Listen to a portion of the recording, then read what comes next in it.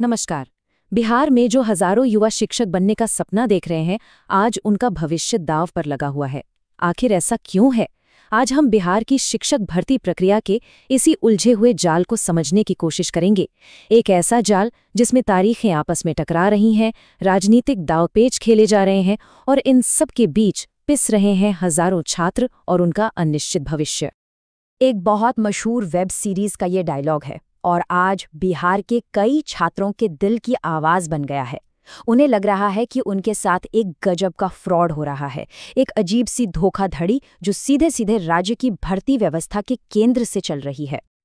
तो चलिए इस पूरे मामले की तह तक चलते हैं। हम समझने की कोशिश करेंगे कि सरकार पर धोखे के आरोप क्यों लग रहे हैं, ये घोषणाएं इतनी विरोधाभासी क्यों हैं और इन सब के पीछे कौन सा बड़ा राजनीतिक खेल चल रहा है। तो सबसे पहले बात करते हैं इस आरोप की। ये जो फ्रॉडपंथी शब्द इस्तेमाल हो रहा है, ये क्यों हो रहा है? देखिए, इस पूरे विवाद की जो जड़ है वो सरकार के कुछ हालिया फैसलों में छिपी है, जिनसे छात्रों को लगने लगा है कि उन्हें जानबूझकर धोखे में रखा जा रहा है।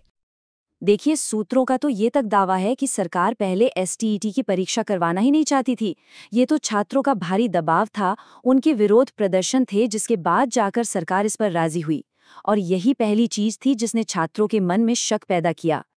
और फिर ये हुआ, फॉर्म भरने की तारीखें आईं और अचानक तकनीकी कारणों का हवाला देकर प्रक्रिया को रोक दिया गया। अब कई लोगों का ये मानना है कि ये कोई टेक्निकल गड़बड़ी नहीं थी, बल्कि ये एक सोची समझी चाल थी। आरोप तो ये भी है कि सरकार का मकसद ही नहीं है कि एसटीईटी परीक्षा को टीआरई 4.0 भर्ती से पहले समय पर पूरा किया जाए। अब आते हैं इस मामले के सबसे दिलचस्प और उलझे हुए हिस्से पर, ये तारीखों का जाल। ये वो जाल है जिसने छात्रों के लिए एक नामुमकिन सी स्थिति बना दी है। जरा इन तारीखों पर गौर कीजिए। सरकार ने खुद जो तारीखें घोषित की हैं, वो ही आपस में टकरा रही हैं। मतलब एसटीईटी की परीक्षा 25 अक्टूबर को खत्म होगी, लेकिन जो मुख्य भर्ती परीक्षा है टीआरई 4.0, वो तो 19 अक्टूबर को ही खत्म हो जाएगी। यही टकराव सबसे बड़ी मुसीबत की जड़ है। तो इसका सीधा सा मतलब क्या निकलता है? यही कि जो भी छात्र इस समय एसटीईटी की परीक्षा दे रहे हैं, यानी जो अपीयरिंग कैंडिडेट्स हैं, वो तो इस सरकारी टाइमलाइन के हिसाब से टीआरई 4.0 भर्ती के लिए सीधे सीधे अयोग्य हो जाएंगे। और यही आज का सबसे बड़ा सवाल है। अगर हम मौजूदा शेड्यूल को देखें तो इसका जवाब साफ साफ नहीं लगता है। और बस इसी एक बात पर छात्र स्पष्टता चाहते हैं कि उन्हें इस भर्ती में शामिल किया जाएगा या नहीं। सवाल ये उठता है कि आखिर इतनी कन्फ्यूजन वाली और विरोधाभासी स्थिति बनाई ही क्यों गई? अब स्रोत ये इशारा कर रहे हैं कि इसका जवाब शायद प्रशासनिक गलतियों में नहीं, बल्कि गहरी राजनीतिक रणनीति में छिपा है। ये तारीख 22 नवंबर 2025, ये बहुत अहम है। इसी दिन मुख्यमंत्री का कार्यकाल खत्म हो रहा है। मतलब अक्टूबर 2025 में चुनाव होंगे और सितंबर के आखिर तक आचार संहिता भी लग सकती है। सारा खेल इसी टाइमलाइन के इर्द गिर्द घूम रहा है। तो जो थ्योरी चल रही है वो ये है कि सरकार इन 27,000 टीआरई 4.0 की भर्तियों को एक चुनावी हथियार की तरह इस्तेमाल करेगी। जब चुनाव नजदीक आएंगे तो इन्हीं भर्तियों को 60,000 या शायद 1 लाख तक बढ़ाने का वादा करके वोट बटोरे जाएंगे। और इस पूरी लड़ाई में छात्रों को सबसे ज्यादा अकेलापन इस बात से महसूस हो रहा है कि विपक्ष भी कथित तौर पर चुप है।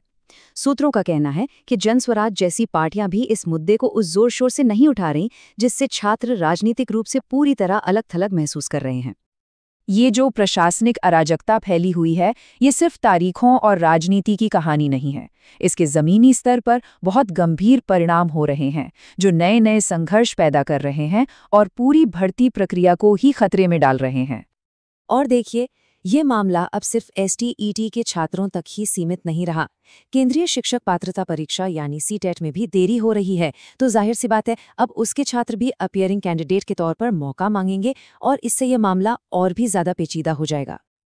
अब एक डर ये भी सता रहा है कि कहीं ये सिर्फ एक मिसमैनेजमेंट नहीं, बल्कि एक सूची समझी रणनीति है छात्रों के दो गुटों को आपस में ही लड़वाने की, ताकि पात्रता को लेकर विवाद हो, मामला कोर्ट में जाए और पूरी भर्ती प्रक्रिया पर ही रोक लग जाए। तो इस स्थिति का नतीजा क्या हो सकता है? देखिए, नौकरी मिलने के बजाय ज्यादा संभावना इसी बात की लग रही है कि मामला कानूनी लड़ाइयों में फंसेगा। भर्ती पर स्टे लगेगा और सड़कों पर विरोध प्रदर्शनों का दौर चलता रहेगा। अब इस गहरी अनिश्चितता के माहौल में छात्र एक बहुत मुश्किल दुविधा में फंसे हुए हैं। करें तो क्या करें, पढ़ाई करें या आंदोलन? उनके लिए सबसे सही रणनीति क्या होनी चाहिए? देखिए, जो सलाह जमीनी स्तर से आ रही है वो बहुत साफ है।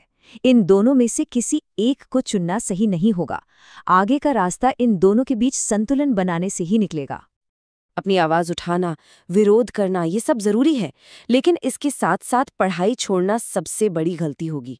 तैयार रहना होगा, क्योंकि अगर सरकार ने अचानक परीक्षा की तारीख घोषित कर दी तो जो लोग तैयार नहीं होंगे वो इस दौड़ में बहुत पीछे छूट जाएंगे। तो छात्रों के लिए संदेश साफ है। अपनी तैयारी में एकदम एक्टिव रहिए, सेल्फ स्टडी करते रहिए।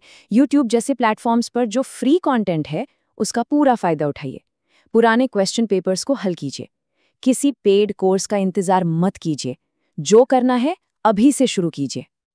तो कुल मिलाकर ये पूरी स्थिति अनिश्चितता, राजनीतिक दांव पेच और छात्रों के भविष्य के साथ खिलवाड़ का एक जीता जागता उदाहरण बन गई है, और ये हमें एक आखिरी और सबसे जरूरी सवाल पर लाकर छोड़ देती है कि इस पूरी प्रणालीगत खींचतान के बीच क्या छात्रों की आवाज बस यूं ही अनसुनी रह जाएगी?